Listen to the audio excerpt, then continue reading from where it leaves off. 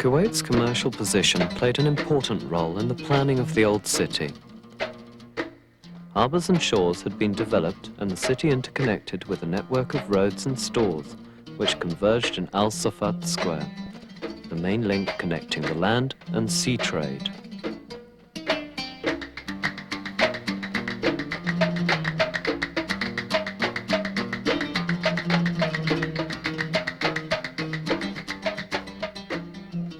The city derived its beauty from its simplicity and unity of architectural structure. Houses used to comprise of one story, which reflected the simplicity of life. The beige mud and the white plaster colour of some houses, and the rare use of decoration on some imported doors from India, gave the city harmonious and local quality.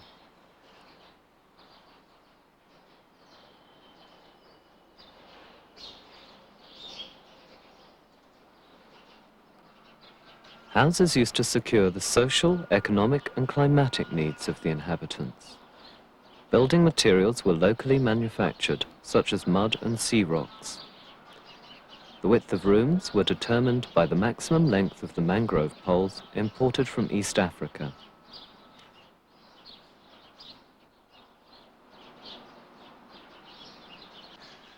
The workforce was also local, so buildings were homogeneous and had a clear local identity.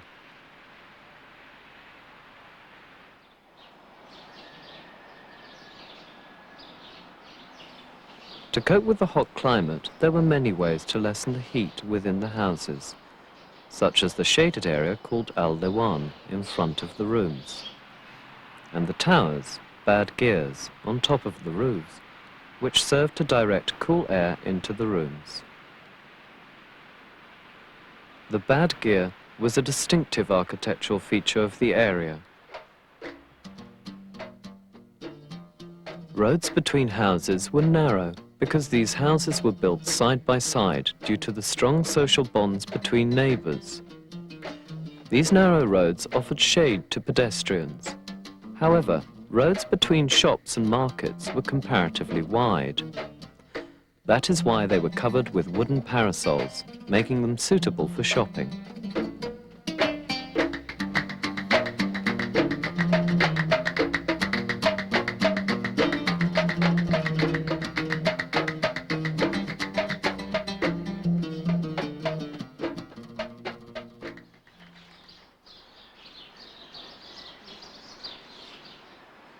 The social conditions contributed to the way in which the Kuwaiti house was built.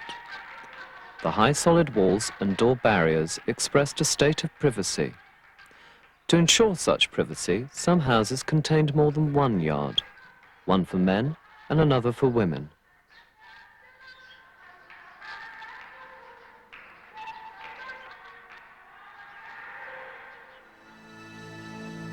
Kuwaitis still remember with great affection the simplicity, originality and uniqueness of the old city.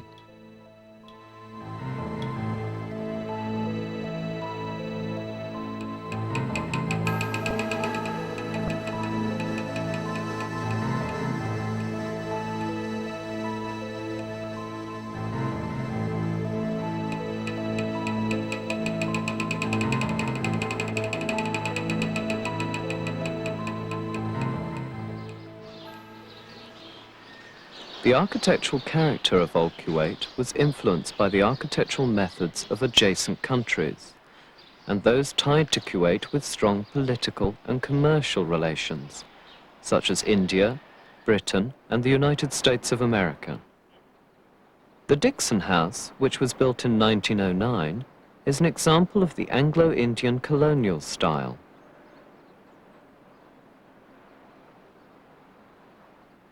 Another example is the house of the American doctor Louis Scudder, which was built in 1914. Both houses were designed with European style, which was new to Kuwait's environment. However, various features of local buildings, such as shaded areas and the use of local building materials, like mud and mangrove poles, created harmony with the surrounding environment.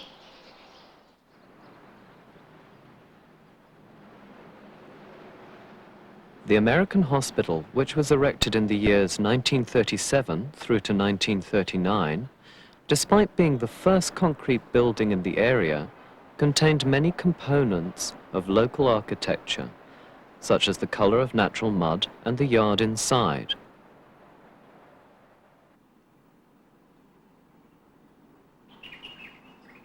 The same applies to the building of the British Embassy, which was built in 1936 using colors and materials harmonious with the local surroundings.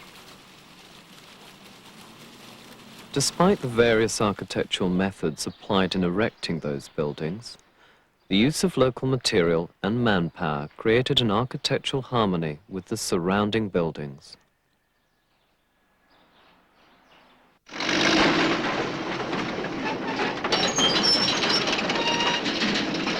With the advent of oil and availability of cash money in the hands of the people, an attack on tradition and Kuwait's architectural identity was launched.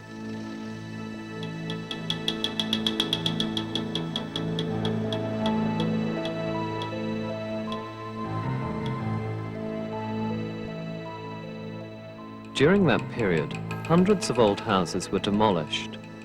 Al-Sharq and Al-Qibla were never transformed, but left as open areas except for some old houses scattered here and there.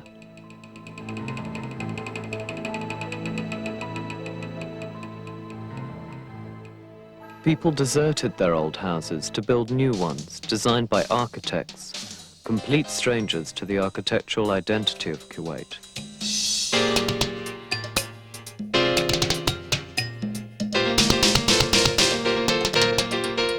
That period was characterized mainly with the appearance of buildings odd in form and structure. They were developed to serve purposes unsuitable to the needs of the inhabitants. Thus, various types of balconies appeared, only to be filled with dust and sand.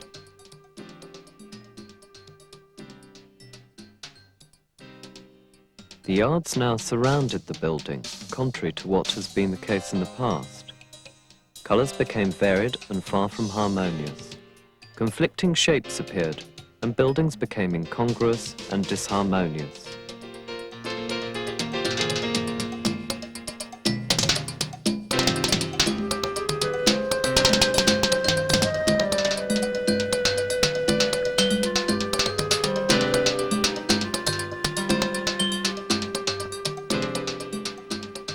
Despite the strange appearance of these buildings, they were built by skilled hands giving intricate and delicate details. What detracted from them, however, was their detachment from the local environment. That period represented the first step towards losing the architectural identity of Kuwait.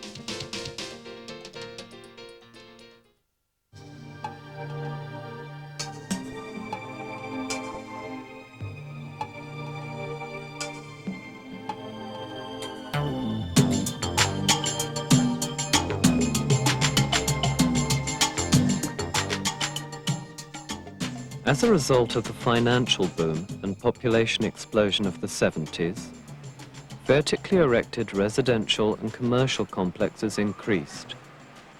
Such a boom led also to an increase in the means of transport, which in turn led to an expansion of road networks, capable of keeping up with the quick pace of modern life. في هذه الفترة تجاهل أصحاب المباني أهمية الطابع المعماري، وأيضا ندرة المعماريين ذوي الأفكار والنظرة المعمارية السليمة، زادت من ضياع الهوية المعمارية والبعد عن خط معماري ملائم للبلد. كذلك ظهرت تجارة العقار كمهنة الربح السريع، أدى إلى بناء عمارات تجارية في مدد قياسية بتصاميم جدا نزيلة شوهت واجهة البلد، أصبحت الكويت خليط معماري غريب من المنشآت فاقدة القيمة التراثية والحضارية. أما بالنسبة للبيوت السكنية الخاصة فقد أصبحت وسيلة للتباهي وإظهار الثراء، وذلك عن طريق استخدام المواد المكلفة والمتكلفة كالرخام وغيره دون أخذ الطابع المعماري بعين الاعتبار، فأصبح المنزل فقيرا معماريا متبرجا شكليا من حيث اختلاف وتنوع استخدام مواد البناء المختلفة وعدم تجانسها. Architecture didn't escape the effect of the stock market crash of 1982. The huge financial crisis reflected negatively on architecture. People reverted to economizing instead of squandering. This was applied especially on the facades of buildings, which in turn led to the appearance of box-shaped houses and buildings, and was considered as another negative step towards a vague architectural path.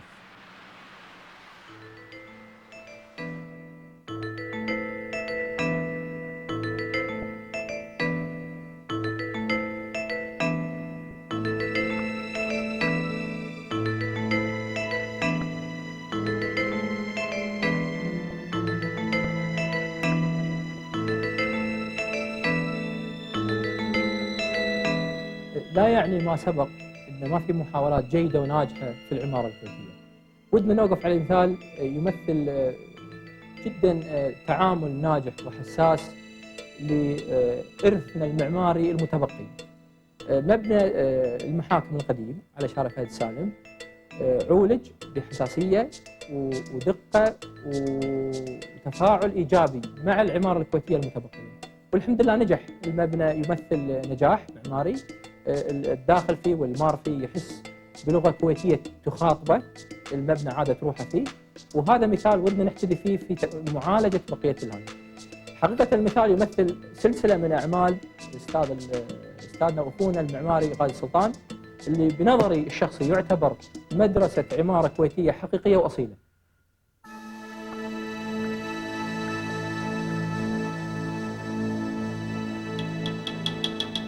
Following this quick account of the phases of architectural development, it becomes necessary to evaluate the state of architecture in Kuwait. العمارة في الكويت أنا أعتبرها أنها أسميها ماكنتوش.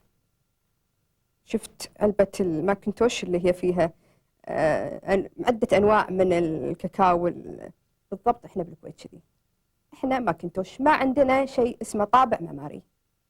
عندنا مشكلة معمارية جدية، عدم وجود هوية معمارية خاصة بالبلد، كمثال مدينة الكويت معظم مبانيها أو كلها لا تمت بأي صلة لها، بينما المباني القديمة والتي تمثل تاريخ العمارة تم هدم قطاع كبير منها ولم يستفاد منها لتطوير خط معماري خاص بالكويت. عندنا مشكلة معمارية هي عدم وجود سياسة أو فلسفة معمارية واضحة. نجد أن الصورة اللي تعكسها العمارة الحالية لا يمكن أن ترقى لأن تشكل طابع معماري يناسب البيئة الكويتية، فمدينة الكويت يمكن أن تكون أي مدينة أخرى. We must acknowledge the loss of Kuwaiti architectural identity and the absence of an architectural vision for the future.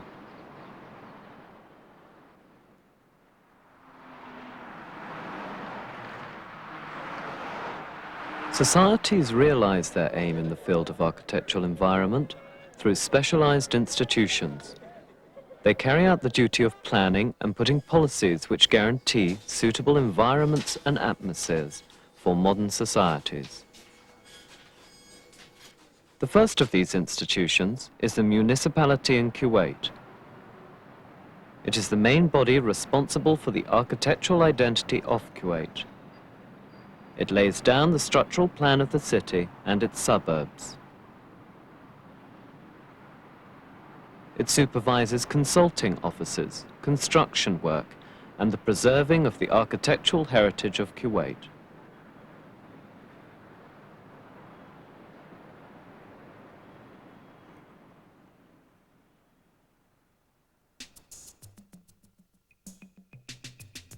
The municipal laws were passed in the 50s to ensure the prospect of bestowing civilized appearance on Kuwait. These laws, however, have been evaded and disregarded.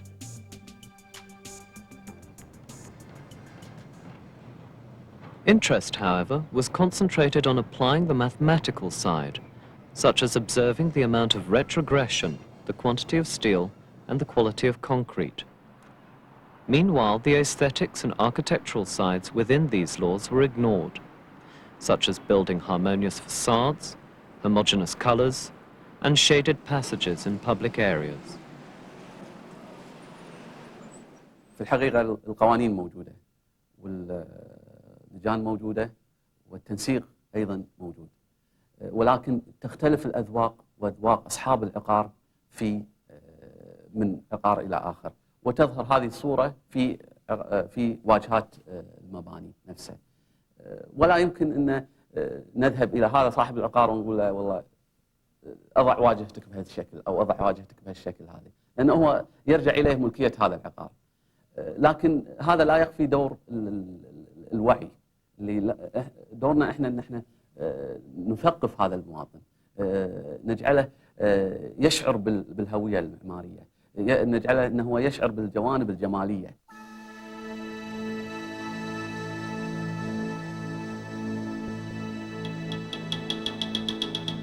The preservation of what is left of the old buildings and their maintenance was also ignored.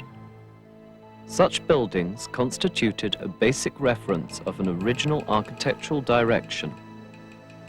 The old Kuwaiti Museum, which was a good example of distinguished local architecture, was completely destroyed.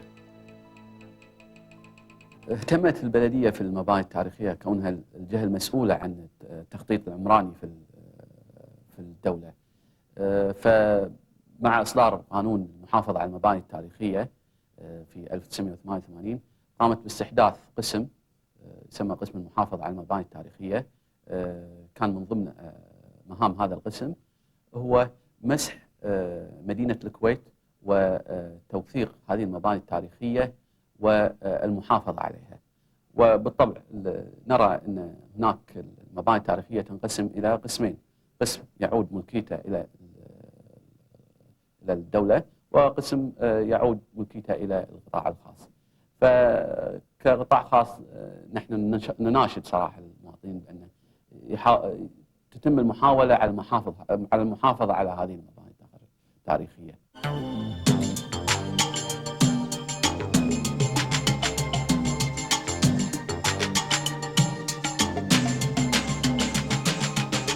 The Ministry of Public Works assumes an effective role in giving Kuwait its architectural identity. It is the body concerned with designing, supervising and erecting government buildings, and with establishing various utilities such as schools, museums, mosques and hospitals. الأبنية الرئيسية بالدولة كأبنية الوزارات والمقار الرئيسية لها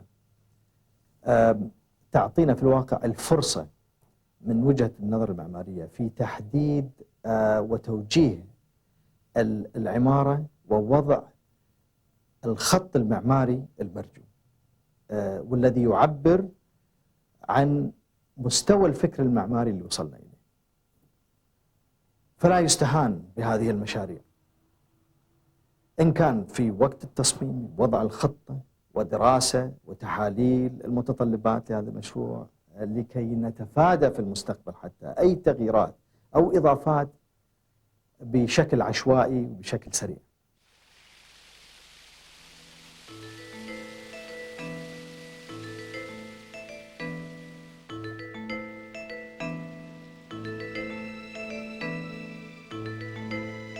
Although these buildings are important as distinct and known centres and represent the civilized facade of any country, various government buildings and ministries are temporary and had not been given due interest and priority. These buildings should be constructed to serve as a symbol of the continuity of the modern state and its civilized face, and to reflect Kuwaiti heritage, history and traditions in the past and present. They should be planned accurately to cater for the needs of its users, so that the necessity will not arise in future to construct additions or annexes which deprive the building of its value or architectural form.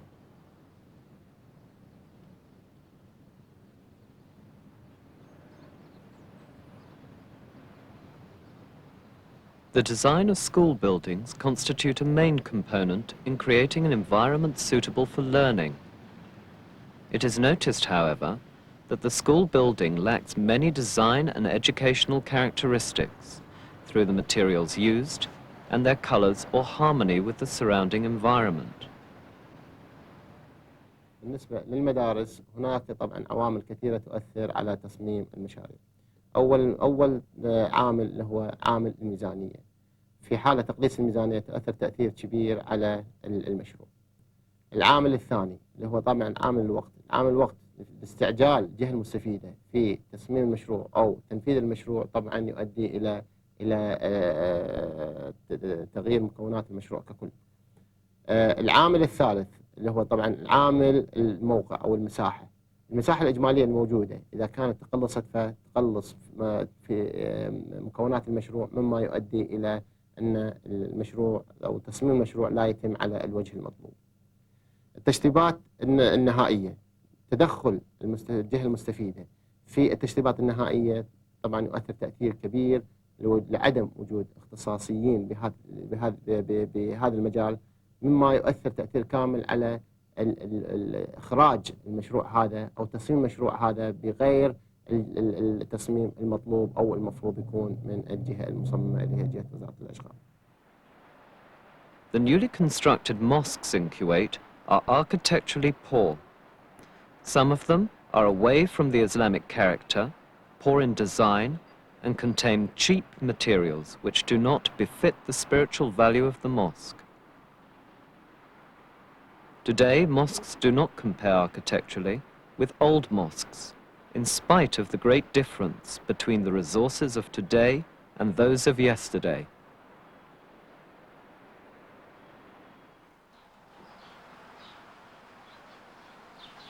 The design of the Museum of Kuwait does not reflect the history of the Kuwaiti people and their culture. The museum's building should have been in harmony with adjacent buildings such as Al Beda House and Al Sadu House.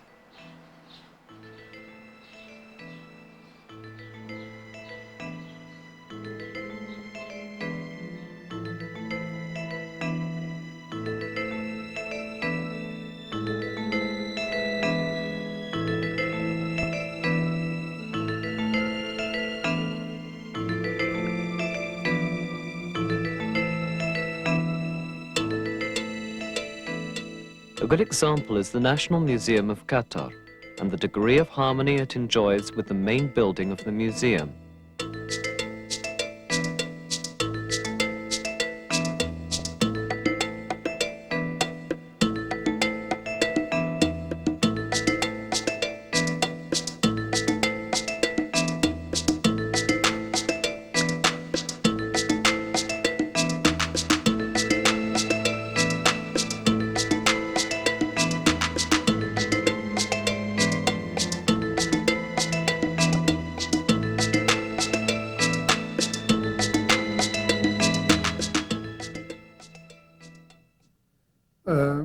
قصر الحضارة المعمارية الكويتية يعتبر عامل أساسي. قلة المهندسين المعماريين الكويتيين في فترة الستينيات وكان اندماجهم بالقطاع الحكومي بذاك الوقت هم يعتبر عامل أساسي.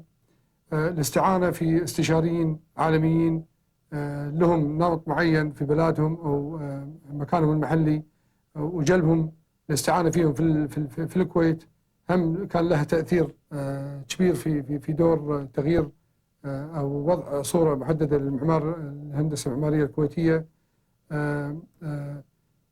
طبعا هذه كلها عوامل تساعد على إخفاء الصورة أو الحضارة المحلية، لكن في الوقت الحالي طبعا وضحت الصورة شوي أكثر وصار عندنا مسار معين أو مسار محدد شبه يكون محدد، وإن شاء الله حتى في المستقبل راح تحدد المسار هذا يحدد أكثر.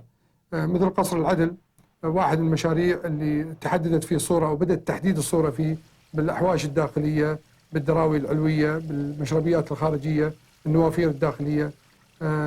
مثلا مشروع الديوان الأميري وديوان سمو العاهل ومجلس الوزراء له نمط كويتي أساسي ومن ثم إسلامي بالدراوي والأحواش والمداخل والمخارج. مباني أخرى مثل المباني الموجودة حاليا في جامعة الكويت اللي هو بالشويخ والخالدية هم لها نمط إسلامي كويتي بدأت تحدد فيه الصورة، وإن شاء الله الحمد لله يعني إن شاء الله بالمستقبل قاعد تحدد الصورة أكثر. The Ministry of Housing concentrated its efforts on housing as many citizens as possible within a short period of time. نتيجة لهذه السياسة أنشئت مناطق تفتقر إلى الحس المعماري والفن المعماري سواء كان محليا أو إسلاميا. وكذلك افتقرت هذه المناطق إلى ما يسمى بالتخطيط المدني الذي يلبي احتياجات الإنسان الكويتي والبيئة الكويتية. مثال لذلك خلينا ناخذ بيان، صباح السالم، الظهر، التي افتقرت إلى أبسط مقومات الفن المعماري. وقد زادت هذه المناطق من نسبة ما يسمى بالتلوث البصري ذو التأثير السلبي على الواجهة الحضارية لدولة الكويت. ضعف الجانب المعماري في المشاريع الإسكانية والحقيقة أمر نسبي ويتفاوت من مشروع إلى آخر. فنلقى أن في بعض المشاريع ظهرت بمستوى معماري جيد، بينما يمكن بعض المشاريع الأخرى لم تكن بالمستوى المطلوب. ضعف الجانب المعماري كان له عدة أسباب إذا إحنا يعني نبي نتكلم بشكل عام بالنسبة للمشاريع الإسكانية. أول سبب في تصوري هو قلة أعداد المعماريين الكويتيين المؤهلين تأهيل جيد وعندهم الخبرة العالية في مجال التصميم المعماري. هذا الأمر أدى إلى ضرورة الاستعانة بمعماريين من جنسيات أخرى، وهذا أدى أيضا إلى أن ما يكون في نوع من التركيز على مثلا الطابع المعماري المحلي أو الهوية المعمارية بالنسبة حق المشاريع الإسكانية في الكويت. في الجانب الاقتصادي في دائما محاولة لتخفيض تكلفة المشاريع، وهذه تتسبب أحيانا في إلغاء بعض الأفكار المعمارية الجيدة أو إلغاء بعض العناصر المعمارية اللي ممكن يكون لها دور في رفع المستوى المعماري للمشاريع. في سبب آخر اللي هو السرعة ومحاولة تصميم وتنفيذ المشاريع الإسكانية لمحاولة يعني تغطية الطلبات الكثيرة المتراكمة للرعاية السكنية. وهذه السرعة تؤدي أحيانا إلى أن المشروع ما يأخذ وقته الطبيعي في مرحلة التصميم ومرحلة الدراسات.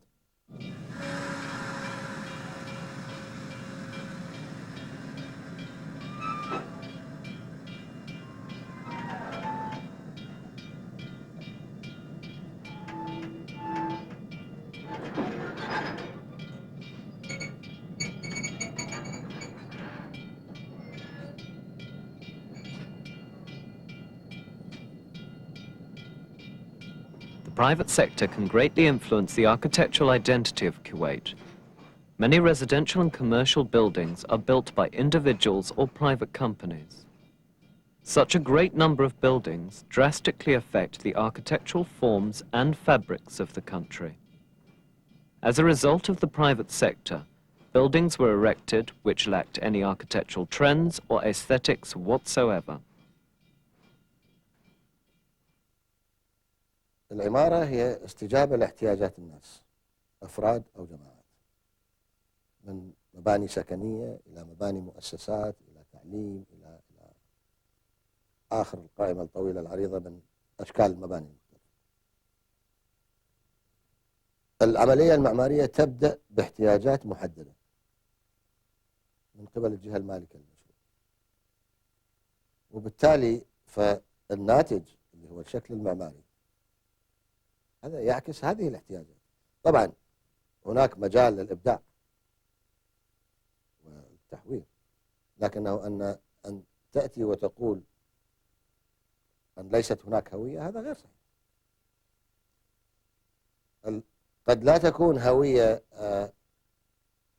أو قد لا تكون العمارة متناسقة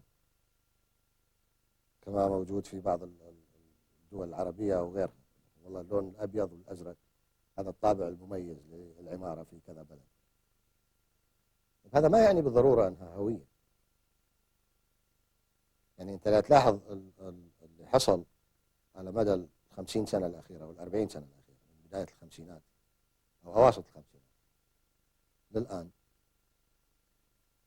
أنت تقدر تميز أنماط الأشكال المبنية كل 10 سنوات. يعني اللي كان ممكن ومقبول ومعقول في الخمسينات لم يعد مقبولا الآن.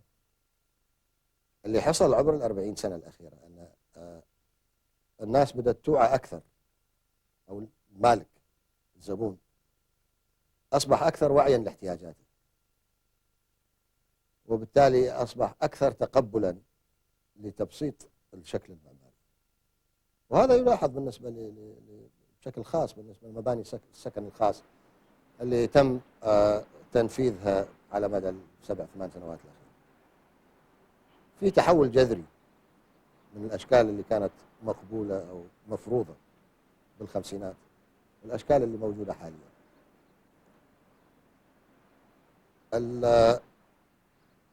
الشكل المعماري لمباني المؤسسات إن كانت حكومية أو غيرها لا يمكن إخضاعها لنفس المقاييس التي تخضع لها المبنى السكني. الاحتياجات تختلف من ناحية هذه أشكال جديدة على المجتمع. يعني أول عمارة من 4 أدوار من الخرسانة المسلحة هي عمارة نيان الغانم بالخمسينات، الآن بدأت توصل 20 وأكثر. احتياجات مختلفة ما كانت موجودة هذه بالخمسينات ولا كانت موجودة قبل النفط. فما في لها أساس مرجعي من العمارة التقليدية قبل الخمسينات اللي ممكن تستند عليه. وبالتالي أنت يجب أن تتعامل معها بشكل يتناسب مع الغرض الرئيسي منها وتجارب الآخرين. يعني أنت عندما تطلع 20 دور تحتاج مصاعد، تحتاج خدمات معينة، تحتاج أمور كثيرة اللي ما كانت موجودة. فكون أنك تخضع الهوية بوجودها أو عدم وجودها بشكل اعتباطي هذا في إجحاف.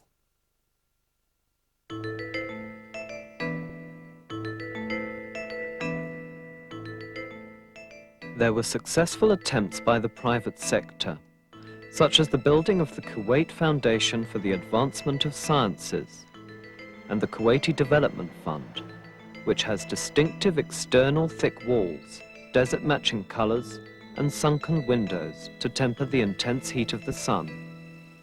The interior contained the yard, composed of the main empty spaces, and secured a suitable atmosphere for staff.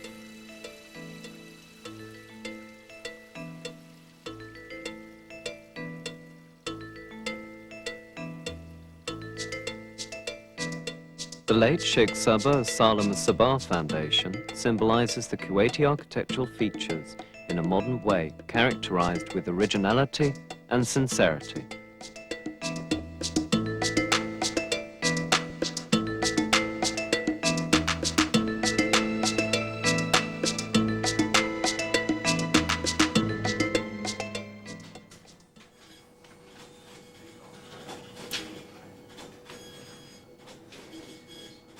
It is evident that the architectural consulting offices play an important role in giving a distinct identity to any city. During the 50s, the profession of architecture was confined to the local inhabitants. At that time, simple traditional buildings prevailed.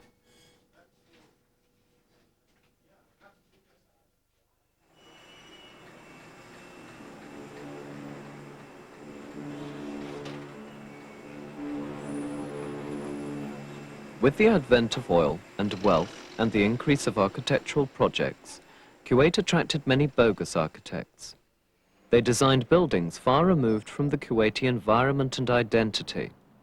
The incongruity of their design, coupled with the lack of enforcement of municipality regulations on the consulting offices, led to an architectural chaos. The harsh economic conditions of the 80s led to restrictive contracts which contradicted the course of innovation. This and the interference of unspecialized people led to a decline in consulting services. All this led to a deterioration in the standard of designs and affected architecture in general.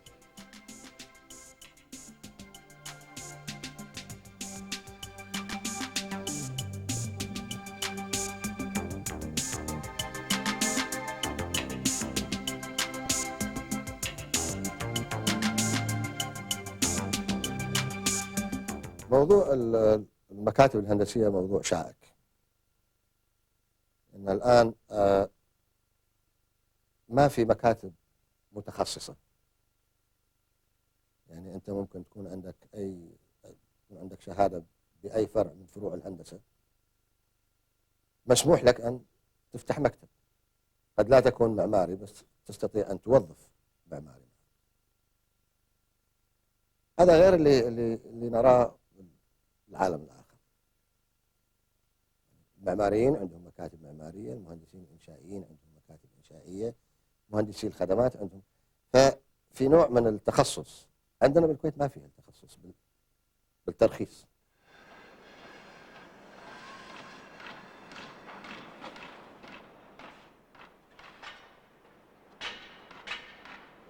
In the 60s, Kuwait witnessed the arrival of special contracting companies. The workforce was skilled and professional. In the 70s, however, the standard of workforce started to deteriorate due to the spread of trading and residence permits. Building was considered as the largest sector which could embrace a large number of non-skilled manpower. Contractors utilized them with the aim of increasing their profits. As a result, poor buildings were erected in spite of some very good designs.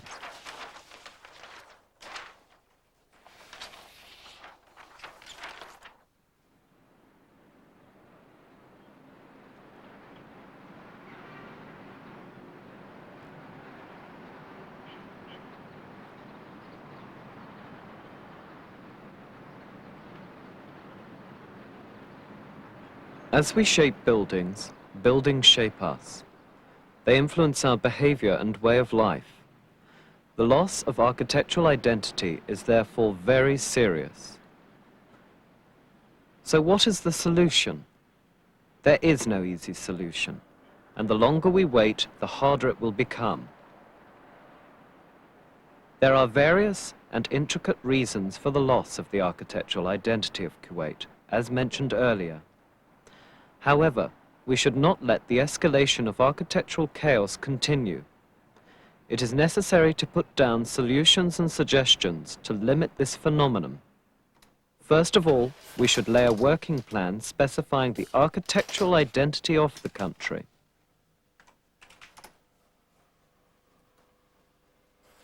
The plan should be followed by the formation of skilled groups comprised of engineers, architects, and innovative people to study and to discuss plans submitted by architectural consulting offices, especially plans related to the main urban projects, such as squares, monuments, the main government buildings, and housing projects.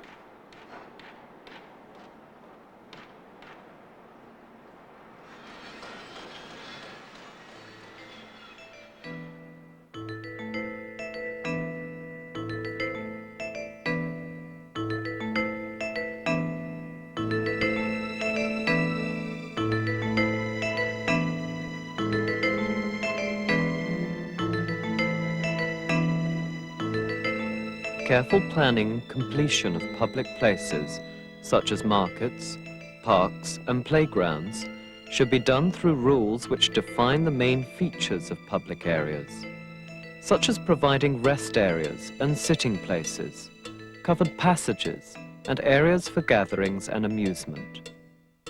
This will create a sort of rapport between the buildings and their users.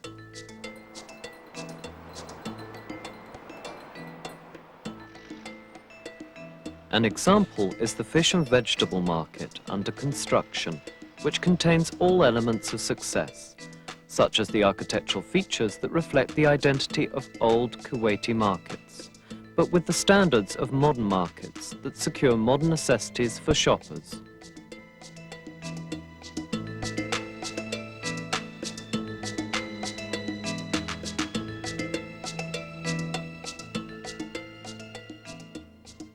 A possibility is to build an old Kuwaiti town on a seaside area and give it the main characteristics of old Kuwait, such as the old port, narrow alleys, coffee houses, and covered markets.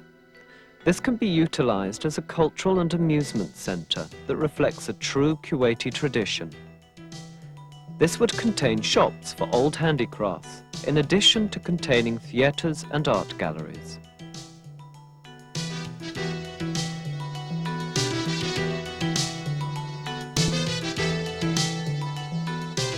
This town will also give a base to shoot serials on Kuwaiti history, nature and folklore.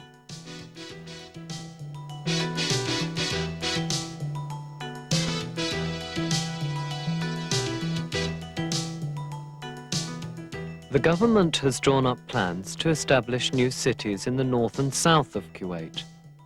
This is a prime opportunity to create a local or Islamic architectural identity in these cities.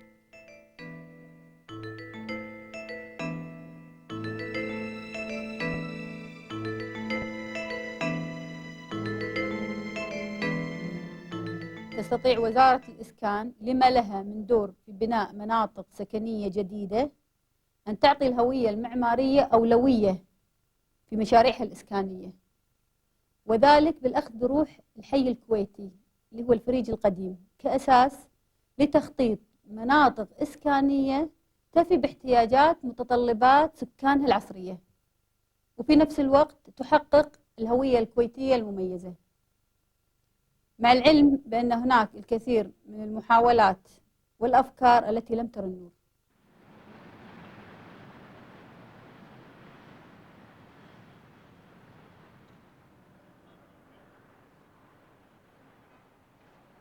The government's main building should represent the civilized face of the state. The designs, consequently, should be chosen with great care through international competitions in which experienced and reputable architects will participate. Prizes should be given for the best design. المسابقات المعمارية لا شك وسيلة جيدة لاختيار التصميم الأمثل، لكن الأهم هو تحديد غاية المشروع فلسفياً، ومن ثم توجيه المصمم بعمق الفكر المعماري المطلوب. للأسف مشاريعنا في الكويت أكثرها تنقصها الفلسفة المعمارية اللي بدونها يصبح تعبيرها المعماري سطحي وبالتالي مؤقت.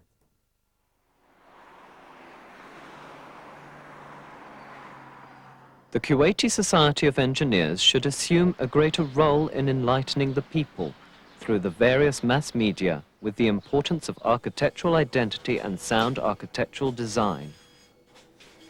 The society should also participate in laying down and amending laws that protect the profession of architects and engineers.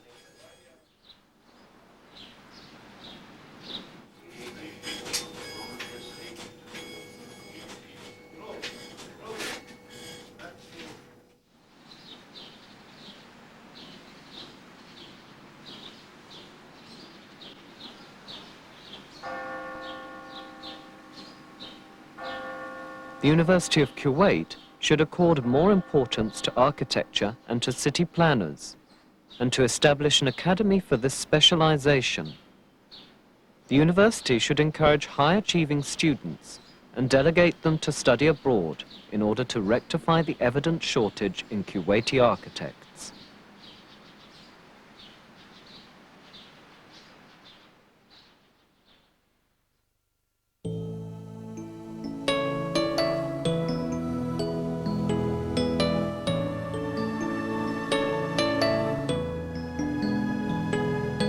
When man evolved, so did architecture, sculpting his identity, reflecting his perceptions, tracing his behavior.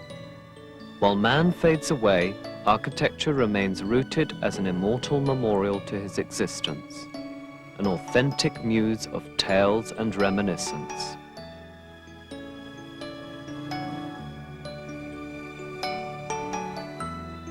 Who of us still remember those traditional Kuwaiti houses and neighborhoods? The winding walkways, the spacious yards, cloistered courts, the meeting chambers, and the watering wells. And how many of us nowadays exist without awareness of the past, our memories sucked by bizarre magic boxes, lacking in soul, identity, or features, within dejected concrete neighborhoods, overfilled with construction, overlooked by humans. The question is, will the field of architecture in Kuwait remain receptive to this aimless, obscure architectural race? Or will it be imperative to provide an architectural guideline that will re-establish the traditional Arabic-Islamic identity? The answer lies only in the hands of the future generations.